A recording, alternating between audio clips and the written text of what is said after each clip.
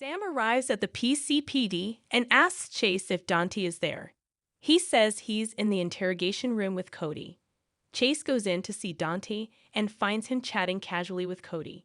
He says Sam is here, and maybe he should let her in so they can tell him what's really going on. Chase brings Sam in, and they explain the whole story to him about Gladys stealing from Sasha. Chase never thought Gladys would do something like this, and he offers them his help as Sasha is a friend. Back in the station, Don calls for records on Damon Montague when Scott shows up to see his client, Cody. Dante takes him into the interrogation room.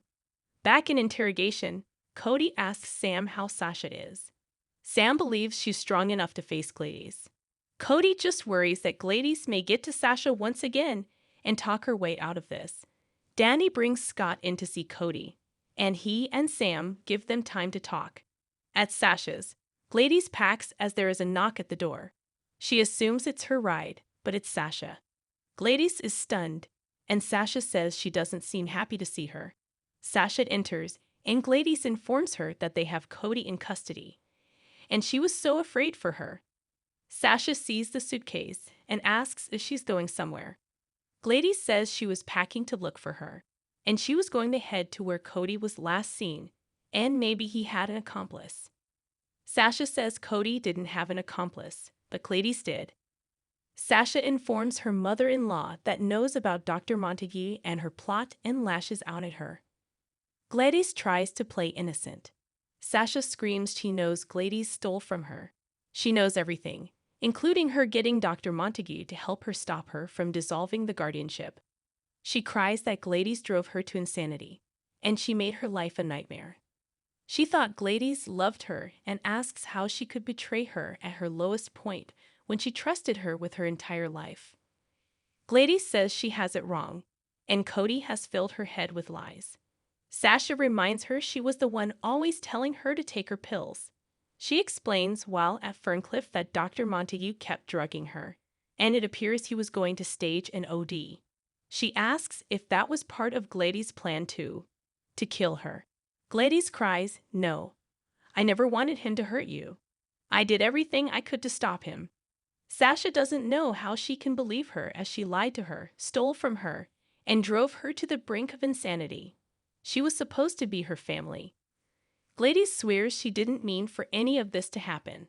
She admits she has a problem and was going to pay the money back, but she kept losing and didn't want Sasha to hate her. She just needed the guardianship to go on a little longer, and Montague never told her what the pills would do to her. But she also never asked.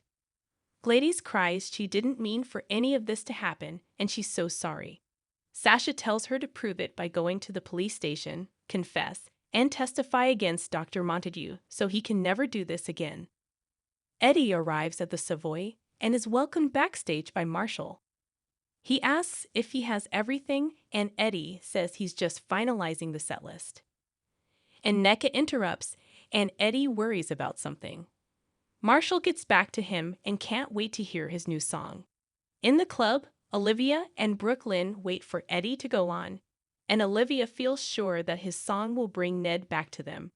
Then again, she says it may just be a beautiful song that means nothing. Brooklyn says not to worry, and Eddie is at least getting to know them. Olivia worries once he gets to know them. He might not want to keep knowing them. Blaze arrives, so Brooklyn excuses herself to welcome her. Blaze doesn't know who Eddie is. BLQ admits he's before their time and also happens to be her father. Brooklyn goes backstage to check on Eddie, and she tells him that she knows he'll do great. She just wishes her mom was here to see it. She says she heard all about his performances from her growing up, and finally gets to hear one for herself. She heads back out. Meanwhile, Olivia congratulates Blaze on being Brooklyn's first client. Blaze wants to hear about Eddie, as Brooklyn was vague about him. Olivia says it's his first performance in a while, so they are nervous for him. Brooklyn rejoins Blaze, who has been filled in on Eddie's whole history from Olivia. Brooklyn misses her dad, but they are starting to like Eddie. Well, everyone but Tracy. Molly, now played by Kristen Vaganos, and TJ arrive, and Curtis welcomes them. He suggests they hit the bar for drinks on him. Porteous soon joins them, and they all celebrate the pregnancy news. But Portia points out they still have to tell Aunt Stella.